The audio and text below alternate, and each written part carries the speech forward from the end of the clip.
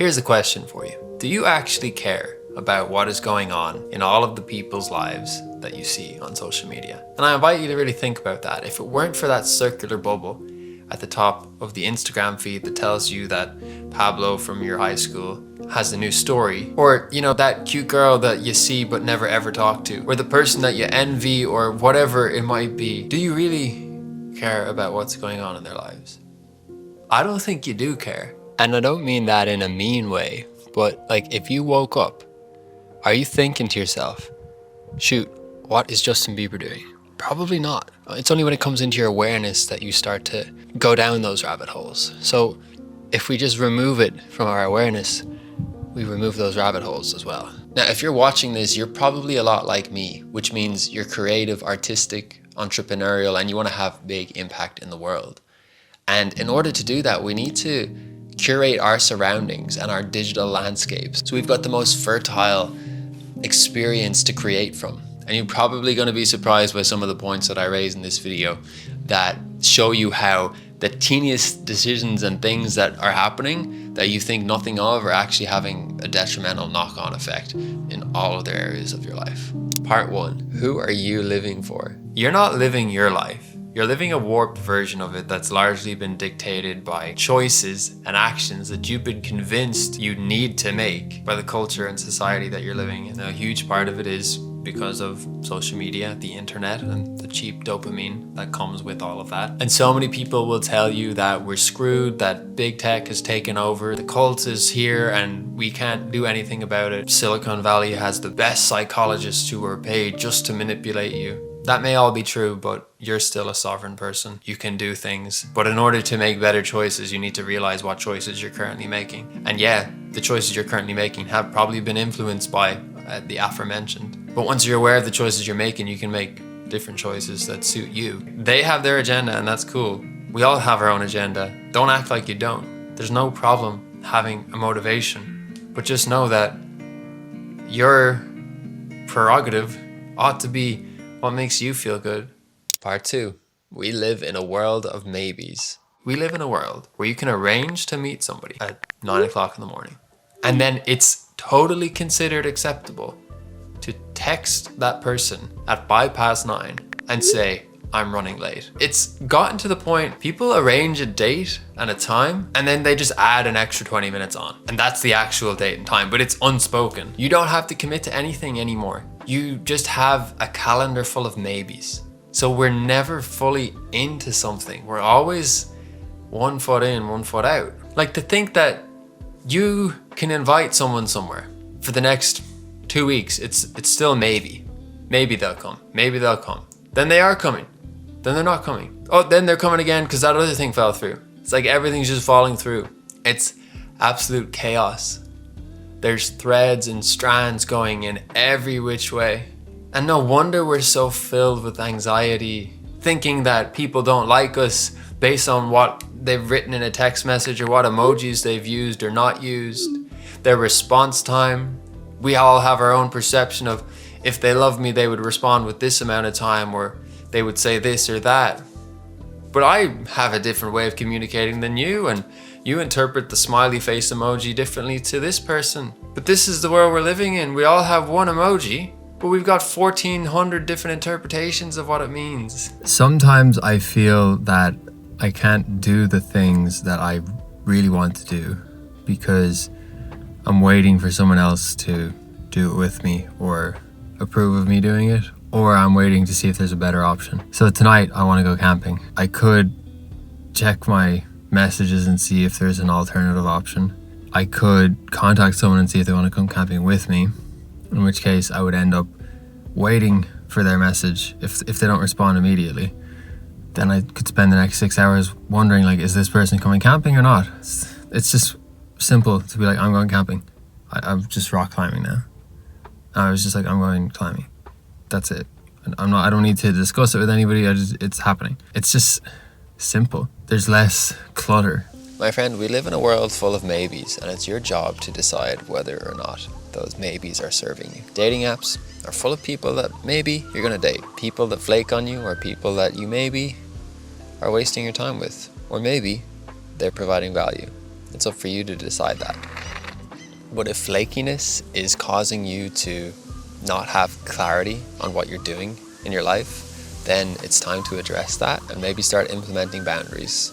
I hate to break it to you, but there's no such thing as a quick scroll. You can have the best of intentions for the day to do something, and then you open your phone and you click into something, and then you get a message. And our mind thinks, oh, I'm just gonna check it for a second. Yeah, you're checking it for a second, but within that second, something happens, which then leads you down this crazy rabbit hole. So maybe you get a message from a cute girl, and you're like, oh my God, maybe this is my soulmate. And then you go down that rabbit hole, and it's probably gonna be pretty hard to focus on the thing that you'd intended to focus on at the beginning of the day when you're trying to imagine your future spouse and children and all the things that come with that.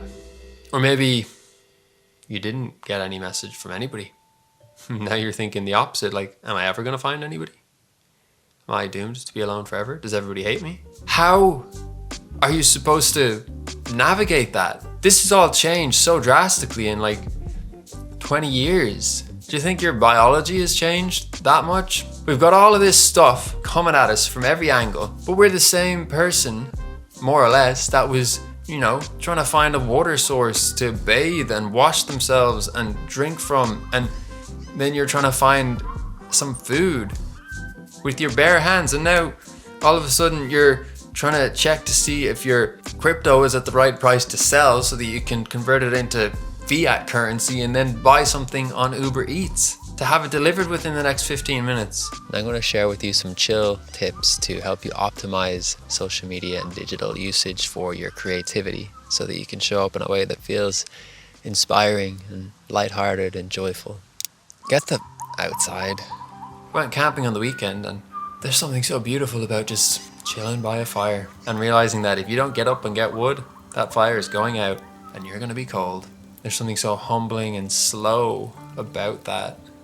I realize that so many of the things that I stress about and worry about, they just don't really exist when I'm not waiting for someone to respond to a message that I sent 5 minutes ago. When I'm not, anticipating how many people have liked or watched a video or photo. I'm just present with what's in front of me. When it comes to the whole social media game, yeah, there's what's in front of you, but then your mind projects every single thing, every limiting belief, negative assumption, every positive assumption. It projects all of that onto what's in front of you, onto all of the people, the web of people that are presented to you. And that's a lot for any human to handle. Turn off your read receipts. When it comes to texting on any application, I have all of my read reports off, which means that I can't see if someone has seen something I've sent them, and they can't see if I've read something. And this is something I did like 4 years ago probably, so I don't really consider it anymore. But I do recall times when I would send a text message to somebody, then I would see that they had read it, and then I would be really nervous awaiting a response. And that could go on for hours or days, and it's just detrimental to your mental health. And I have conversations with people who they'll tell me, oh, they saw the message 2 hours ago and they haven't responded. And I'm just like, you still have read reports on? Get rid of that. I don't care what your justification is. Get rid of it. And you'll all of a sudden just forget about it altogether, and it just becomes normal. If someone doesn't respond to me, I just assume that they just haven't responded because they didn't want to respond yet. And if they don't ever respond, well then it's probably not a person that is going to align with me in my life anyway. If they don't want to talk to me, it's a pretty good indication they don't want to talk to me. They don't want to be around me. And also, when I don't have read reports on, that means that people can't see when I've read their messages, which means I don't feel pressure to respond to their messages because they don't know if I've seen it or not. So it works both ways. You don't have to go cold turkey. And it's the same, with having social media full stop, or like how frequently you check it. Like if you don't check it every Tuesday, that'll come pretty normal to you after a while of doing that. When you make these adjustments at first, it seems like your whole world is going to fall apart. Because it is. That version of your world is falling apart, but you're peeling away layers for new experiences to be revealed. And it's hard to let go of the old stuff, of course. Taking a day off can feel like torture, because you're like, what if someone's emailed me with an opportunity? What if someone's tried to contact me? What if this? What if that? But then you realize the next day, maybe nothing has actually happened in the time you were gone, and you're like, oh, so I would have spent that whole time checking for nothing. Or maybe I would have started making up scenarios or started sending messages and then not getting the response on time, which then put me into this anxiety spiral. And before I knew it, I thought all of my friends hated me. Like, that is literally stuff that happens every day to people on social media. Like, it's completely made up. People have always not got along with each other, but nowadays people aren't getting along in their heads, and it's not rooted in reality at all. It's like our life is so easy. We are just creating problems every second, and that's just not something we need to do. Here's a really useful protocol that I like to implement, and it usually starts the night before. You got to really get on top of this stuff, because if you check the social media or your phone first thing in the morning, you've already opened it. You've already opened the can of worms, and it's going to be hard to close that back up again until the next morning. So the morning is like, that is pristine time. You cannot let anything in the morning, because it will screw up the rest of your day. So I might have an intention to record a video, and I'll make that intention the night before. And then when the morning comes, I do what I do in the morning, whatever, go for my walk, go for a dip in the sea, drink my tea. And then I come back home and it's like, okay, it's game time. Time to do the thing that I set out to do the night before. Now, I know I don't need to go on Instagram for that. I don't need to check WhatsApp. I don't need anybody, because all I need is me, my camera, and maybe like a script or whatever. And you can have sections of your laptop, your phone or whatever for productive things that don't involve social media. And the mind will be like, oh, I wonder, is there any messages?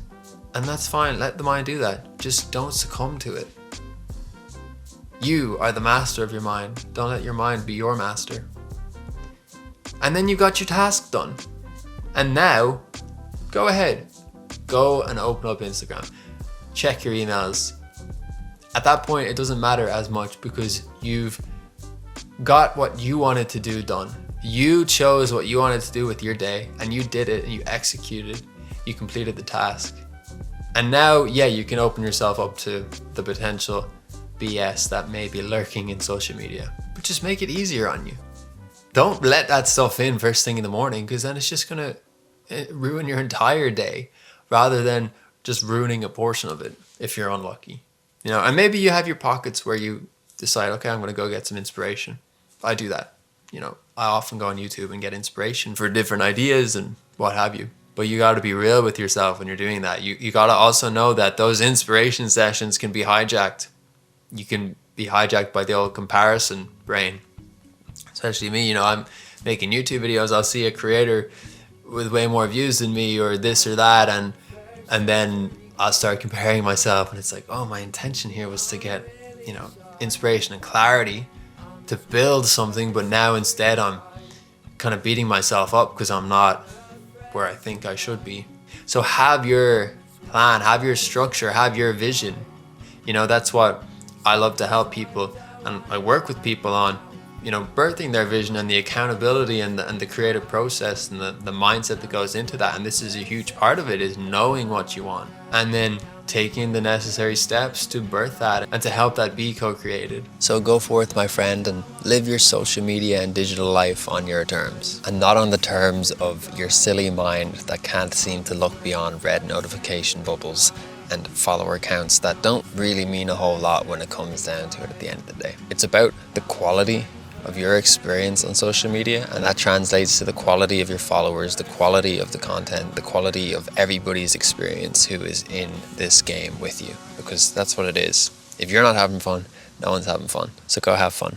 Thanks for being here. If you want, you can sign up to my free newsletter. The link's in the description. There's also a link to book a free call with me down there too, if you want to have a chat and see if we could be aligned to work together going forward. Thanks for being here, and catch you next time.